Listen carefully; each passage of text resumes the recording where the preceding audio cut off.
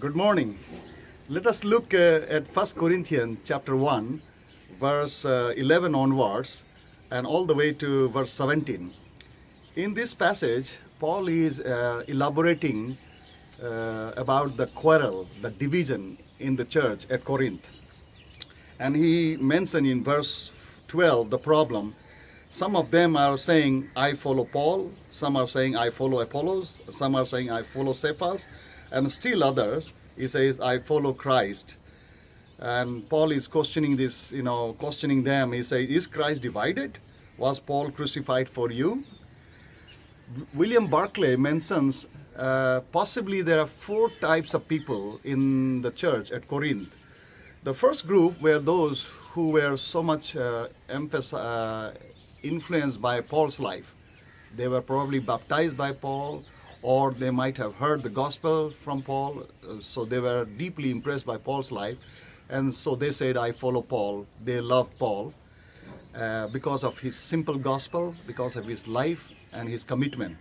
The second group were those who were influenced by Apollos. Apollo was a Jew who was from Alexandria. And Alexandria in the first century was well known for intellectualism. And probably the way Apollo preached was very effective, powerful, eloquent, and he was a very gifted preacher. But the problem is that you can sometimes intellectualize the simple gospel, and you can reduce a religion into a philosophy. People can be so much fascinated by your rhetorics and your eloquence, and then they can become your follower. I had a problem in the beginning of my days with apologetics. Apologetics for evangelism. Sometimes it was so much intellectualized. The epistemology and logics were used, and it almost undermined the power of gospel in its simplicity. So there was the group who follows Apollo and say, I follow Apollo. The third were the group who said, I follow Cephas. Cephas were the one who was perhaps a Jewish legalist who emphasized on the law that is given in the Old Testament. And they try to somehow undermine the grace of God and belittle the grace and say, no, you have to follow the Mosaic law. The fourth group were those who said, I follow Christ. Following Christ is nothing wrong, but when you become so much arrogant in your claim that you follow Christ, you may say follow Christ, but actually you mean Christ follow you. So, in other words, you could almost like say that I am the only true Christians and all others are fake Christians. And if you agree with me, then you are a true Christian. So there were a group who were at Corinth who were say, I follow Christ, but they had a problem with walking with others. So that's the problem in the Corinth divisions among the four types of people saying, I follow Paul, I follow Apollos, I follow Cephas, and I follow Christ. But Paul asked this question, very good question. He says, is Christ divided? Was Paul crucified for you? Were you baptized into the name of Paul? I am thankful that I did not baptize any of you except Crispus and Gaius. No one can say that you were baptized into my name. Yes, I also baptized the household of Stephanas.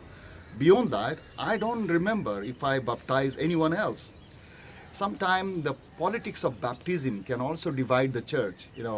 How much water you should use, who baptized you, whether you are baptized by this person or that person, or this denomination or that denomination, or that mission agency or this mission agencies. There was a time when the church growth movement was at the peak, and then now it is church planting. The emphasis in those missionary days about the mass baptism. How do you measure the growth of church growth or church planting? You can, there is no way, tangible way. So you start using the number of baptism as the way to, measure your success. And so some of these indicative can become imperative. Like, if you have baptized this many numbers, then only you have this many church.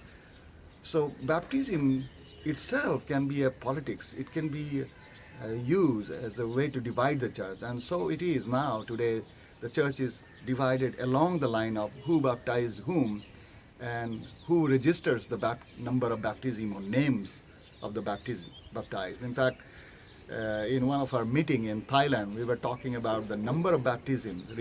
And if you total it, all the baptism that reported by different mission agencies, it exceeds the number of, perhaps it would exceed the number of the population of that country. So the politics of baptism can divide even the church. So that's why verse 17, chapter 1, Paul says, "For Christ did not send me to baptize, but to preach the gospel, not with the words of human wisdom, lest the cross of Christ be emptied of its power." If you start emphasizing more than necessary, of course, baptism is an important ordinance of the church. But if you emphasize too much on it, then you are emptying the cross of Christ from its power. The power lies in the gospel, the power lies in the cross, and the power lies in Jesus Christ. Jesus came to unite, and reconcile men to God, not divide them, but as we reconcile to God, we also reconcile to each other. So that's why Paul was addressing this question and asking, is Christ divided? Was Paul crucified for you? I think at the end of the day, the church always need to remember who do we belong to and who do we stand for, and what is the ultimate mission of the church. May God help us to learn from Paul and learn from the mistakes of the church at Corinth. You have a wonderful day, and may you enjoy this day. Blessings.